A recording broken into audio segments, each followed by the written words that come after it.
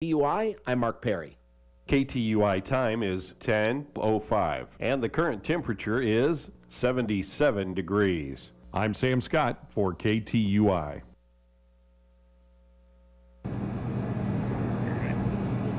Go ahead. Hey, good morning and welcome back. Here we are live at the White Mule Winery on the high plains of Gasconade County. 77 degrees here at airtime on our thermometer, and we have a blue, kind of a hazy blue sky. It's rather warm. The atmosphere must be kind of thin or something, because I was out a little bit this morning, and even though it's only 77 degrees, it appeared to me that the sun was radiating right through here, but maybe it's because I just come out of air conditioning too. I don't know. But hey, good to have you along here this morning on KTUI 1560 AM, 94.1 FM, or possibly you're watching us on Facebook Live. If so, good to have you aboard here. And Gracie, have you had a good week? I have had a good week. How about you? I have had a good week. You know, I've been getting some things accomplished. It's kind of lonesome around here a little bit because all my boys have went back to school, and so that kind of leaves me here on the farm, you know, by myself. Those three boys are two in Lynn State and one in Owensville High School. So it's good, and they come back. Hopefully they'll come back in the evenings and, you know, help feed. But we're just lucky they didn't go too far. It's what? We're just lucky they didn't go too far. I know. It's lucky that they parked their cars in the carpool, because at least we know that they're going to be back. And but we wish them luck, and you know, we've enjoyed being with them, you know, this summer, and they've grown as I've grown to some degree, and wish them all the very best, and they'll be helping out, you know, throughout the year on the weekends, cooking, and you know, helping in the evening around the farm. So just a shout out to them and just say that I do appreciate it, and Gracie's sorry if she abused you guys. Yeah. Too much over the summer, but I treat them like my own, and they're good boys, and we all we wish them the very best. So, hey, this morning we have Mr. Eisterholt from Three Rivers Electric. Rich is, well, I think he carries several hats. Just talking with him earlier, he's doing IT work as well as public relations for you know, Three Rivers Electric, but you know, he did tell me that he started out on the pole. He started out as a lineman. How long ago, Rich? Good morning, everyone. So my career started with Three Rivers in 1987. 87. I spent about 17 years as a lineman. In 2004, I moved into the meter area, worked on meters and special equipment line controls, and then it kind of advanced into other areas and eventually included IT. So I supervise the IT department. I'm definitely not the IT person. So, well, you know the IT. You know, you understand that, and that's all I'm going to say about that, because I don't know nothing about you know, the IT thing, but. You know, that has to give you a very broad basis of knowledge, you know, to come in and do what you do, explain to people and help, you know, understanding the technology and how it's applicable, all the way down to the polls that you did, and having a real practical side of things from the inner workings of a big company, you know, that services an awful lot of people, and so you are truly started out at the, you know, at the grassroots, and now you're in a management capacity to help make some decisions. True. It's been a very rewarding career. I've enjoyed every day. I shouldn't say every day, but I've enjoyed everything. I understand what you said, every day. You know. In the last several years, since the January of 21, I took Mark Boyer's position. Mark retired, and I applied for, and they accepted my application for March. So it's been a very unique experience where now I'm dealing more directly with the members as opposed to making things work. I actually speak to people about how they work, so it's been great. It's very enjoyable.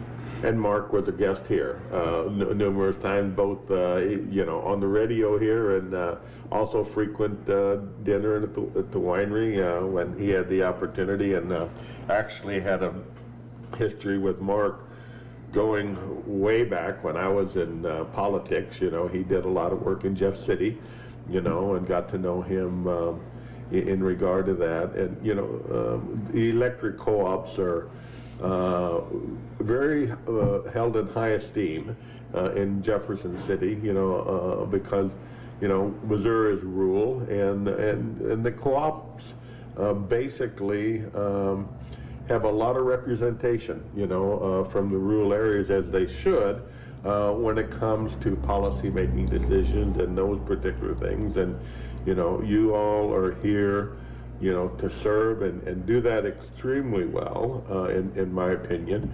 But you also have part of everything that happens in rural Missouri or rural America. The co-ops play a fundamental role in regard to economic development, in regard to getting farmers and rural people the services and the utility that's needed.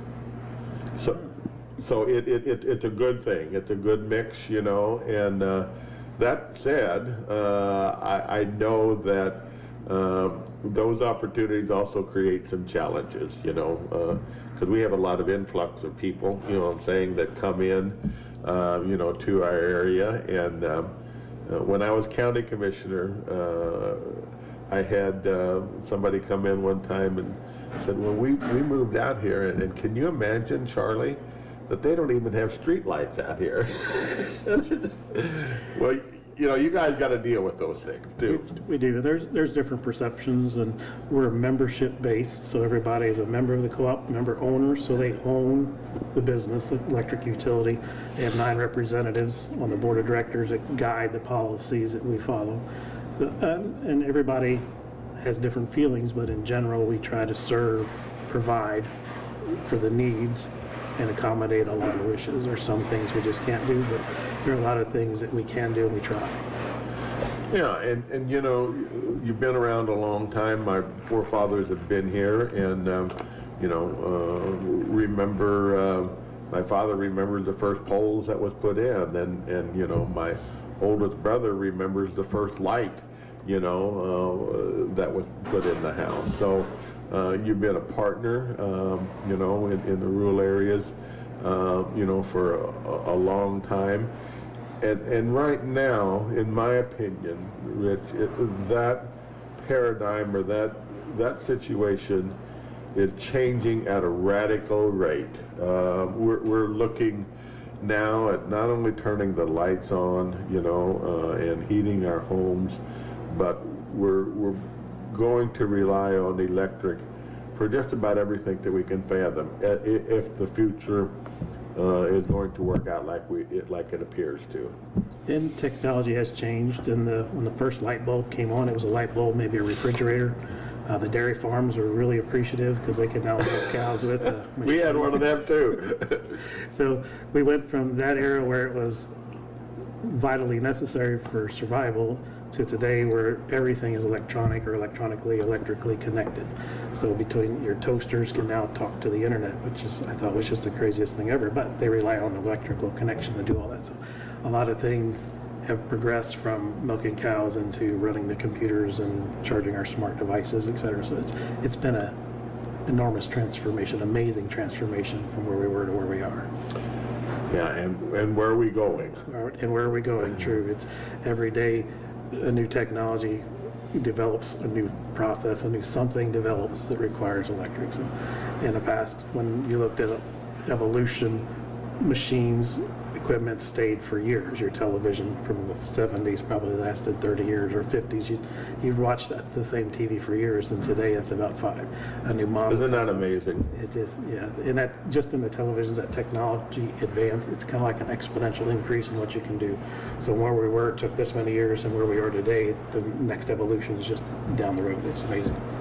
I don't remember how long ago it's been, and I'm going to guess around, I was working for a feed company at that point, and we had a futurist come in. So I'm going to guess this was, you know, in the 40 years ago range.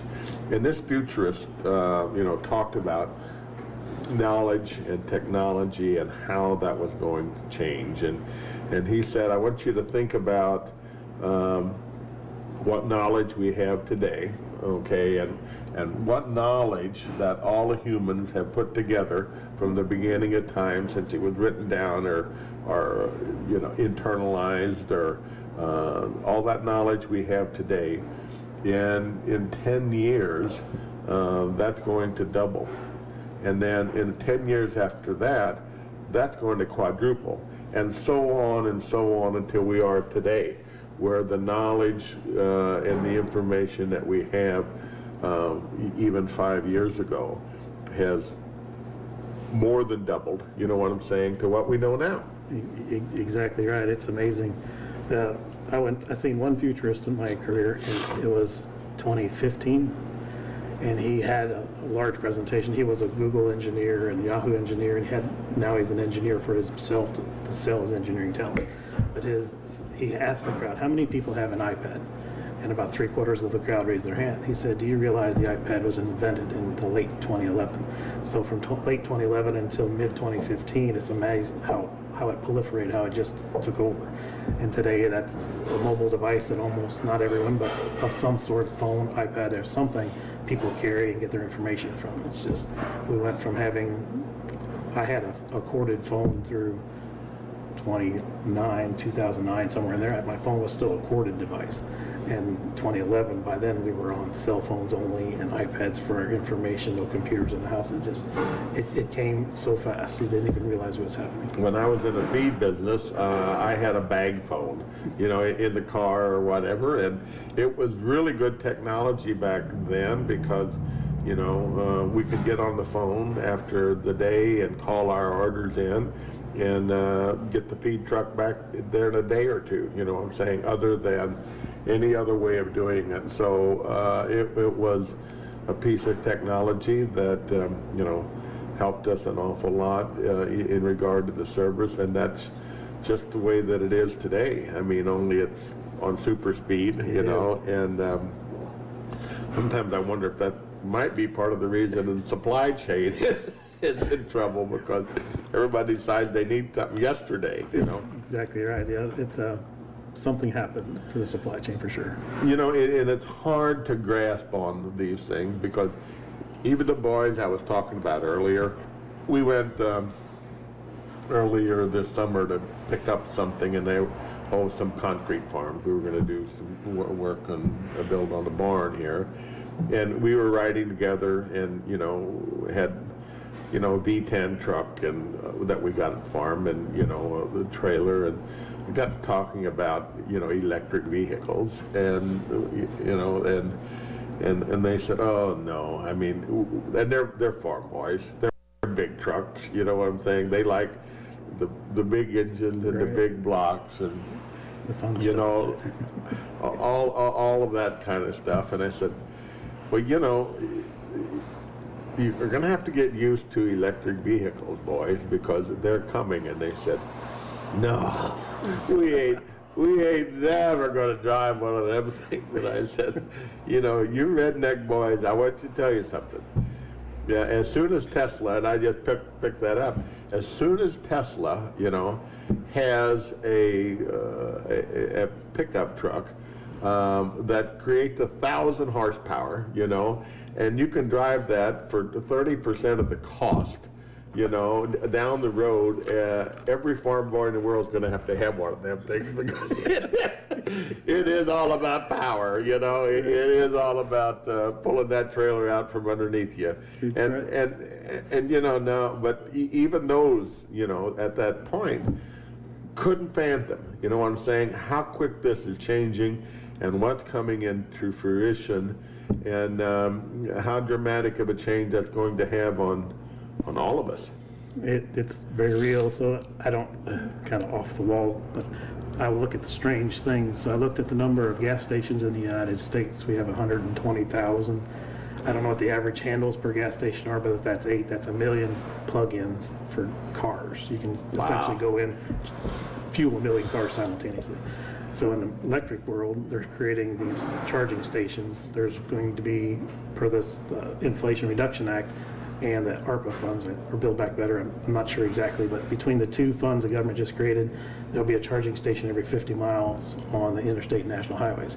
So as an electric car, in the high voltage, high power charging stations, you can charge in 15 to 20 minutes, about like a gas station, maybe a little longer, but it's going to be so vast, just like the gasoline network, that eventually it'll make sense. Right now it's a little tough to see how far we're going to go, but with this infrastructure bill, a lot of things are going to change, no doubt. Immediately, and supply, demand all the way through, and as soon as you know, the chip manufacturers and all of those, you know, things get on board here, I think it's already proven how quickly you know, companies can change, how quickly people can change.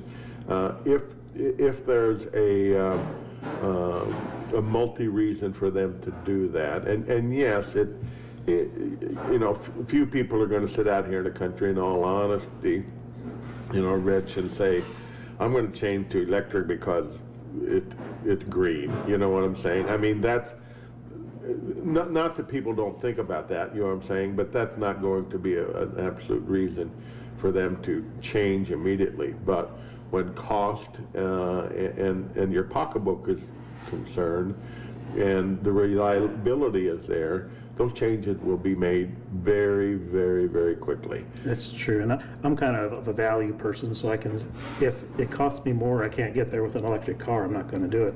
But if I can get a car at a reasonable price and it costs me less to drive, it's a value to own one. So I think eventually it will come to be. Maybe if you bought a new car, you expect it to last 20 years, and it's a gasoline car, you're going to drive that car until it's wore out. But there'll be a transition to electric vehicles. Initially, it'll be a lot, and then it'll kind of slow down, I think, as people that really wanted one bought one, then other people get in at a value point for them. I don't remember exactly, but I know Musk said at one time, if I remember reading correctly, that on the electric vehicle, you know, they're going to insure them for, you know, 1 million miles, basically, once it's there, because there's no moving parts on them. You know, it's like 37 or, I don't know, some ridiculously low number of moving parts, you know, components on an electric vehicle. Well, you know, that's pretty amazing, you know, and you can kind of see that, you know, that's going to, you know, take over, because you know, we talked about ice boxes to begin with, and I'm nothing necessarily bad about the way we manufacture things today, but them first ice boxes, them old Philcos, and some of them first ice boxes that Dad and my oldest brother had, some of them are still functioning today. You know what I'm saying? 60 years later. They are, and they were built very well. They were designed to last. The old Maytag repairman, the lonely guy. That was a philosophy of the past, and it was great that things would last so long. And that part of that technological increase, as it advances exponentially, those became obsolete for some reason or another, likely due to weight. If you had to move it, she didn't like it.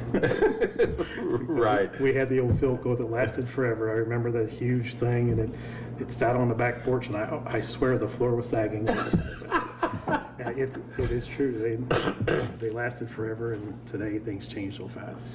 Yeah, it's amazing. So this is going to cause some huge changes in electric and our infrastructure that is out there. I know in just the past 5 years we have seen major catastrophes, okay, that have impacted California, Texas, a lot of the South, you name it. But the rolling blackouts, that we had, and or that they had, I should say, in Texas, really made people start thinking about what we're relying upon and how can we get more redundancy in that equipment, and how can our grid be improved in order to meet those demands, that are there. That's true. So on the Three River side, the distribution side, we take it from the substation to the homes. We have multiple year studies. So we have the work plan study, which is 4 years, 4 to 5.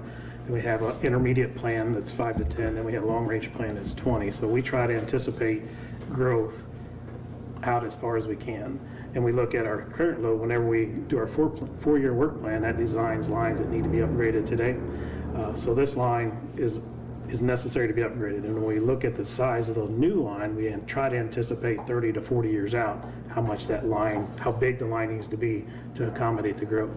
We can look at how much a substation grows on average year to year, a feeder out of a substation grows on average, and we can say, okay, this feeder grows about 3% a year. 30 years from now, that's 100% growth we need to anticipate, or more.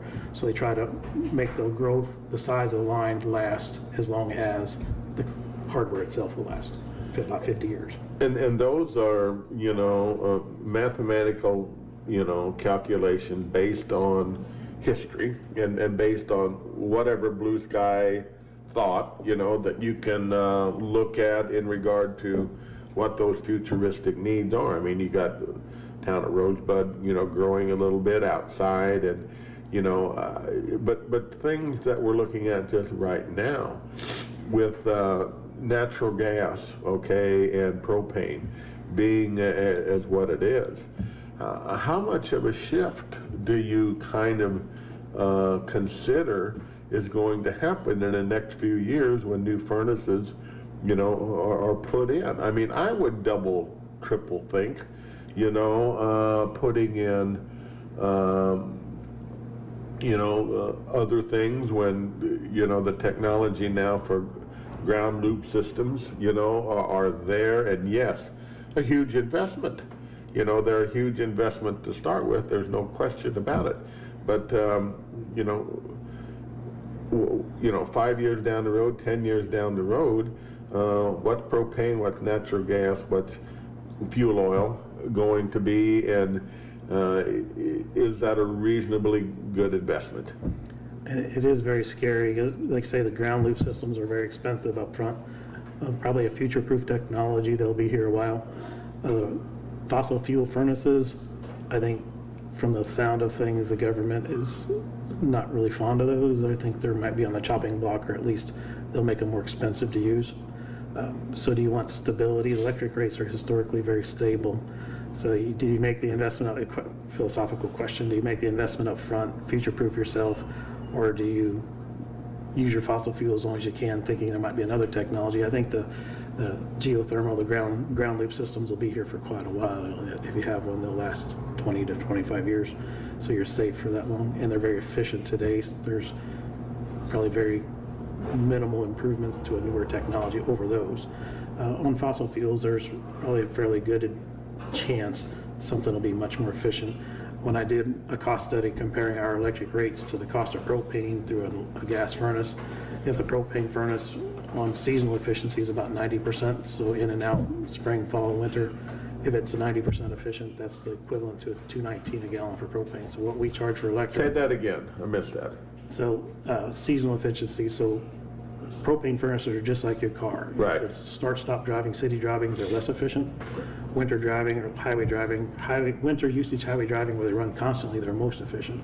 So a 95% efficient rated furnace, when you consider the spring and fall, may actually only be 90% on average throughout the course of a year. So at a 90% efficient propane furnace, the equivalent cost of an electric furnace would be $2.19 for propane. So if you pay $2.19 for propane on a furnace that averages 90% efficiency throughout the year, you pay $2.19 gas. The cost of electric running through an electric furnace is equivalent to that $2.19 for the cost of gas. Well, we're here. Yeah. And it's, right. Today we're here, or maybe past that, actually, in some cases, depending upon Right. that time of the year, or, you know, how well you know your propane dealer and things, you know, Right. and how much you use. And then, so the risk is, do you hold your propane furnace, do you switch to an electric furnace thinking a better technology will come out? Where do you go if you have an electric furnace or a propane furnace? What's next? And that's a huge challenge. Heat pumps are very efficient at creating heat, so they're good today. I don't know that there'll be something that overwhelms that technology to the point where it just makes a heat pump obsolete. I think you can say that on the electric furnace, and I think you can almost guess that it's going to be on the propane furnace. But I don't know that you'll do that to the heat pump technology just yet. Well, you know, things like the ground loop, or using the Earth's given, everybody out in this part of the country knows if you put the water line down, 3 foot or more, that they're never going to freeze, and you go down a little deeper than that, there's a consistency of, we used to make wine in the caves, because it's 55 degrees in there, basically, or so, when you got underneath the ground. So it just makes a lot of common sense, just to use that what's out there in front of you and utilize that 55, year round. It does. We worked at the state fair, so the cooperatives have a building at the state fairgrounds. District 3, which is Central Missouri, worked there Friday and Saturday, and you meet some very interesting people with a broad or very diverse knowledge-based questions. The last group I met, he had a question, well, how does a heat pump work? And I explained, well, you run Freon through a compressor, you cool it, and then you run it inside, and you extract, on an air conditioner, you extract the heat, which leaves the cool behind, so you cool your house. Well, then what about a heat pump? I said, well, you just reverse the process. So when you flow the Freon, instead of flowing it to the outside, you flow it to the inside first. So you extract the heat, or you deposit the heat. He caught it. He was, well, then about a ground source, because his ultimate question was on geothermal. I said, well, there's a design parameter. I'm sure, I'm not an engineer, I don't understand this very well, but I know that if you're working with a 55-degree ground temperature and you design your system around 55 degrees, you can make it very efficient at that one set point. Or if you use a conventional heat pump, you have to deal with temperatures from outside air from 80 to 105. So you have to design a system that functions at a very diverse temperature range. And then same on the cool. If you use a geothermal to heat, you're still dealing with 55-degree set point where you know everything's 55 degrees. You extract the heat from 55 degrees and return it to the earth, the cold to the earth. And on a conventional, well, at 50 degrees, you start heating. Well, there's some heat in the air, and then as you get colder, there's less heat in the air, so it has to work at a very wide temperature range and still produce some kind of heat on the heating side for your house. So I think it's very efficient on the ground loops that they know how to build something that works here. We can build it here, we know it works here. So it's just amazing what his questions were, and he understood this way better than I did. I understood that he understood better, a very intelligent person. He just wanted the basis of why it worked. It's I could probably live with 55 degrees. You know what I'm saying? I mean, in the About summer, what your house is, isn't in it? the summertime, you guys over at Three Rivers can probably see Charlie's meter. Zero, because I like it cool. I like it probably way cooler than most green people like for me to say. But 67 degrees to me is pretty good. So I could survive with 55 degrees, and that should basically be free because Very efficient, right? So there's so much here, and there's so much to talk about, and there's so much that I can get my head around. I don't think that the technology at the home, I don't understand it, but I know that will be there. I know that that'll need to be practical, and I hope there's a limited amount of government intervention, what I'm saying, in those, particular things. So whether we have storage batteries, what I'm saying, put on our home to use green energy, at that point, and store our own batteries full when the when the sun is shining and Right. when they're producing. I can get my arms around those particular kind of things because it's there. And I know, Rich, that we are only in our infancy on efficiency in regard to insulation, you know what I'm saying, and you know, making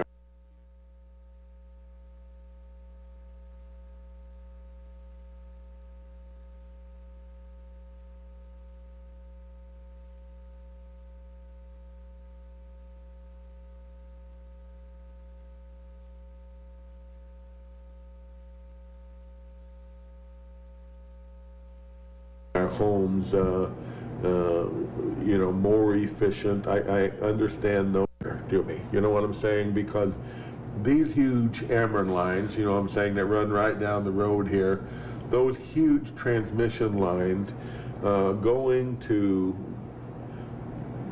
population centers, you know, going to need centers, whatever they may be, they're more extreme, you know what I'm saying, and their capacities are a lot more, and that's a little bit hazy, you know, quite a bit hazy to me on how we're going to get all of that electric from the wind farms, you know what I'm saying, to where we need those, or the solar farms to where we need it. I know that that can be done. I was interested when we were going through Iowa recently with, and we go out there. My brother-in-law lives up there, and a lot of windmills, and we were riding with them, and you know, his wife and my wife and his and her sister are always on their iPhones. So I said, "Tell me something.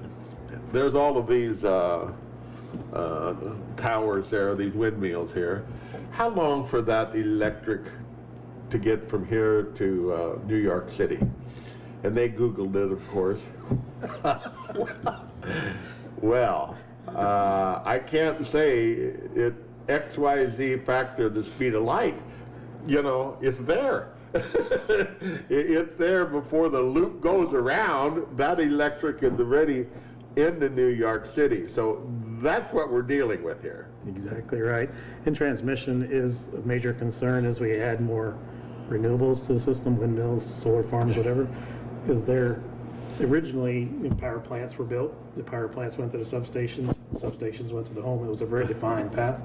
Now as you diversify that, you put windmills here, you move a few windmills down the road, it's not quite as clear how the power flows any longer. So the system was built with the old generation coming At a single source. single source generation coming out, and now that that more diverse mix, more scattered generation makes it a lot tougher to feed, because you don't have that huge power plant generating huge amounts of electric. You have a little here, a little there, a little there, and when they all combine to a point, they have to get to here and sell out. So there's pieces of the transmission that were never designed to carry that diverse load, that diverse generation.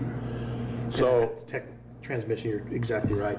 Transmission needs major upgrades to, if we're going to continue with the electric vehicles and battery storage and everything else, transmission is the piece that's the most concerning at this point.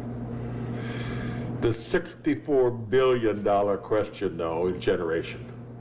Generation. 64 trillion. That's about as high as I can go in my mind. I don't know what happens after that. But where the hell are we going to generate all of this need from? I mean, we're not going to use coal. The greenies don't want to use nuclear. You know, we can't.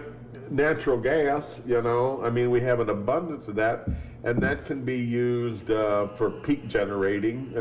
You know. When the needs are there, they just turn these on, and that's what makes it so efficient at this juncture. But I don't think any of us right now, even the way natural gas is and whatever, would want to necessarily pay the electric bill if 100% of our electric was coming out of natural gas, would we? It's costly. When natural gas is around 2 to 2.5 cents, it's competitive with coal at today's rates. We're at 7.5 cents, so you triple the price of natural gas. On the wholesale side, it doesn't necessarily mean a triple of your electric bill, but when you triple that cost, it's very noticeable. It's challenging. I don't know what that base load technology will be. You need power at night. Battery technology isn't here today. Is it going to be here next year? Probably not. Will it be here by 2030? Who knows? Some alien may come, I don't know, and give us the secret. We're looking for that secret to build the battery storage or storage technology. Once storage technology is available, then all of a sudden your renewables, your wind, your solar can make sense, because wind blows when it wants to. The downside to wind is on the coldest day of the year or the hottest day of the year, the wind is almost zero. So Winter Storm Uri last year in Texas that created all the problems, the windmills were non-functional basically because when it got that cold there was no wind left. And the same happened in June. In June for us we were doing some maintenance on generators, which typically June is a little not as hot as July and August. When the June temperatures really spiked, our windmills went almost zero. So when we wanted the wind, we needed the wind, it wasn't available. So whenever the wind is available, we need to be able to store it whenever solar is available. And that is the single piece that we're waiting for. It's the hugest deterrent to renewables at this point for grid scale utilities. And you know, the lifesaver batteries, you know, there's a lot to experience with that particular technology also. Yeah, I know they're going to be in here. I know that they're going to run a car 500-600 miles and do whatever. But when it comes to you know, storing things, that takes a lot of energy to build those batteries. It takes an awful lot of you know, natural resources, precious metals, you know, a lot of mining, a lot of, you know, manufacturing to build batteries. And I mentioned before we might have them at the house, and there's many people got Generacs right now. You know what I'm saying? A lot of them, you know, on their home for, you know, for emergency situations. And yes, it does work. But that's going to be a whole nother technical field when everybody's got to have them. You know what I'm saying? Or we're going to have enough of them to store what we can't generate and use. Exactly right. So it still comes down to an issue of storage. Your coal plant, your storage is sitting outside in a big pile. Your gasoline or natural gas storage is the big pipes that come into the plant. So that storage is defined. It's not defined on the green energies yet. So that technology that they can take an immediate power and put it somewhere for use later is very slim. Like utility size storage, the batteries for that lithium ion I don't think is the solution for utility scale storage. They don't last that well. They last really well, but not to the scale that you need for utilities, and they just don't have the capacity. If you combine that much energy, lithium ion have had their problems with fires and other things. So it's not probably the technology that we would use, or there has to be something else, something better than for utilities. And you know, I know things are going at a breakneck speed because my Milwaukee hand tools, I call it my drivers, you know, my Sawzall, all of the above, all those things that you need around the farm, and my toys, you know. I know that just in the past several years, they went from a battery that I got with those outfits to now I think they call them Fuel 18 or something like that. And I don't have them yet, but I'll be dang, I'm going to get them because I used the neighbors of mine, and it's unbelievable how much more power, you know what I'm saying, and how much longer. And I'm not complaining now because I don't like to work that long. When a battery's shot, okay, let's go. Battery starts. Let's go take a break, you know, right, Grace? Yeah. So, but I know it's coming, and I know it's unreal, and I know the limit to that is way beyond my capable mind of thinking. But look up and see what things are changing so quickly. It's true that the power tools, they've made an amazing transformation. I still have a old Makitas with the. That's what I call mine, still the old Makita. That was a great machine, wasn't it? It is. I bought it in the early 90s. I've had probably 4 sets of batteries, but it's works. I can't bear to get rid of it to get the newer one because it still works. What do I still call every Makita. time I go get my Makita? That's the drive. That's what I. Oh.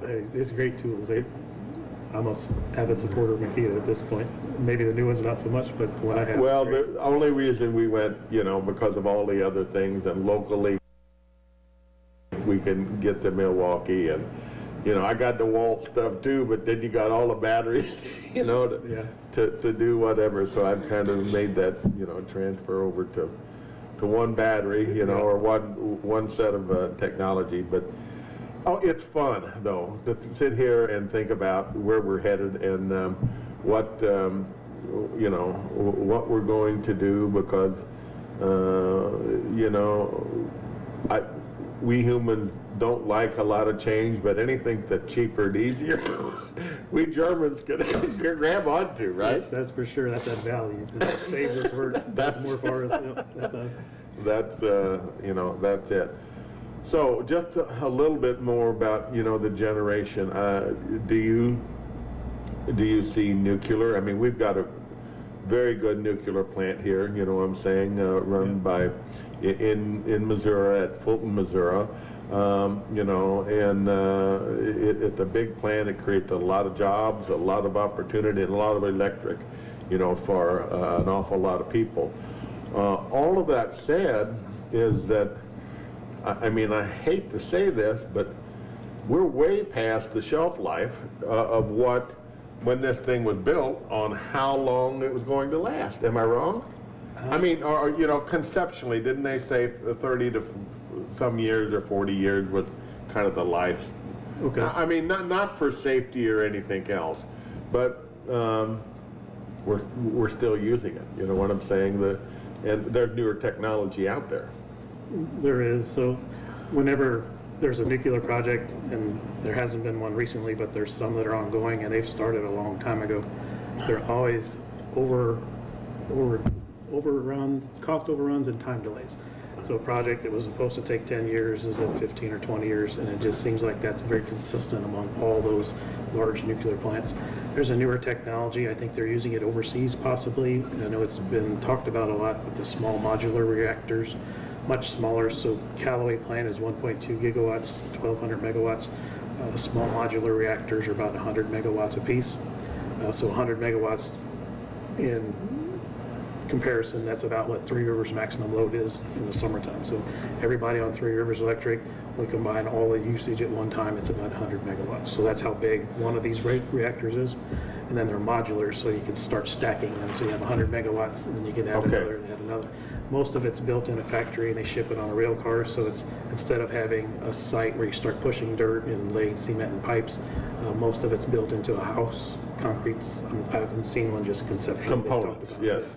So it just comes out and sets on site, and you wire it up, hook the water lines up and wire. Then you add the next one, the next one, the next one. So you can create a plant that's the same size, same capacity as Callaway, one piece at a time, essentially. That's probably the technology that will be nuclear based in the future. So if there is a nuclear option, it'll likely be that, I should say. I don't foresee anybody taking on the challenge of another Callaway size plant, Callaway electric plant. And I want to remind people, I'm reading a book. It's taken me a while, but I'm reading a book about submarines, and the espionage and things of the games that our government has played. But they talk a lot about the first nuclear submarine and how they totally changed the whole game, because they wouldn't have to come up, you know what I'm saying, to fuel up, to do what they needed to do, and they could stay out for years, if not longer, doing this. So that particular technology, and I don't know if this is anywhere close to the same. It's just an idea or concept. When you can move through the oceans, nuclear technology with 150 people on board, and did very successfully for 40 or 50 years, that's something to look at. You know what I'm saying? And it's interesting to me that that concept, you know what I'm saying, is being considered because there has to be a lot of safety in mind in that. Absolutely. It sounds like the sub would be more of a challenge. Oh my God, yes. Putting You're it on mobilized. I mean, you're doing everything on that thing. You know what I'm saying? I mean, these nuclear subs, but it's interesting, you know, that you know, we're looking at these things that used to just be in the futurist minds. That's exactly right. Now they're at the White Mule. That's scary. Right, Grace. You know. So you can say they heard it here first. Well, I ain't gonna do that. I always say what goes at the White Mule stays at the White Mule. There you go. So, Okay. you know.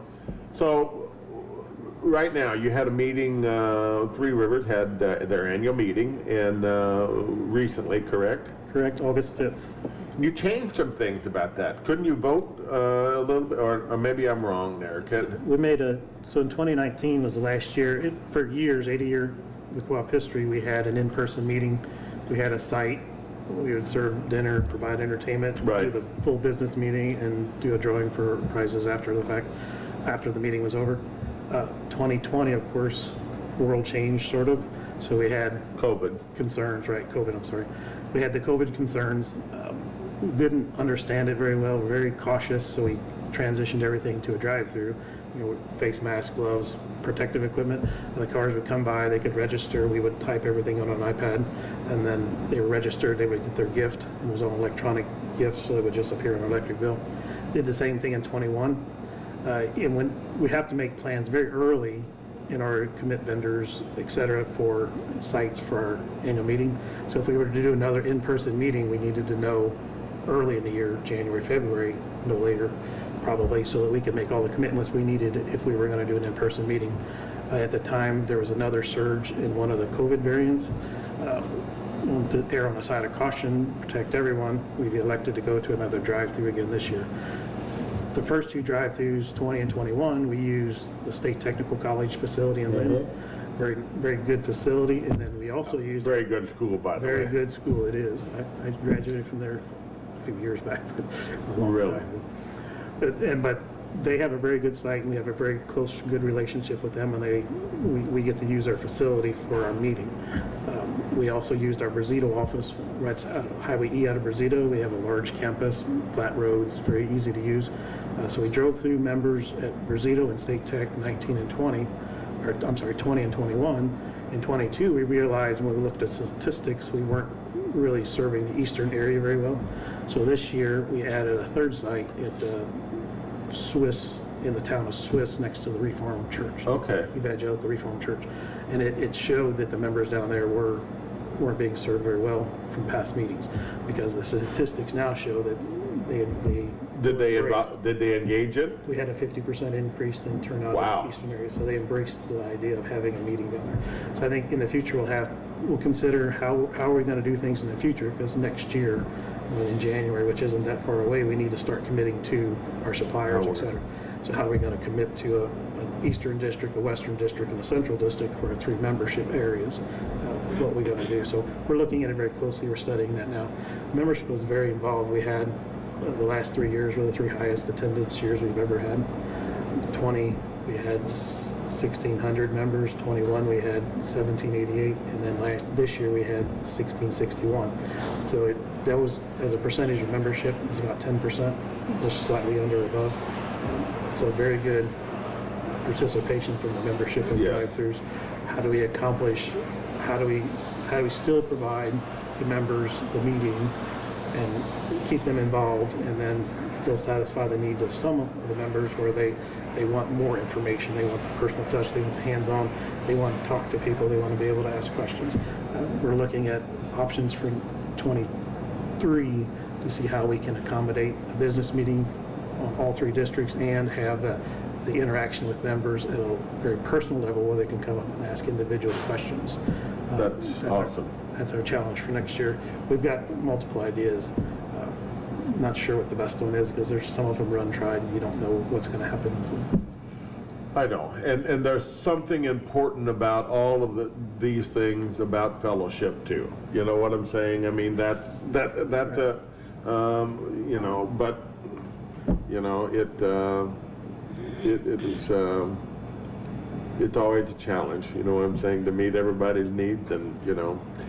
Hey, we are talking with Rich Eisterhold, and what is your title? I told him what you did, but what's your official title?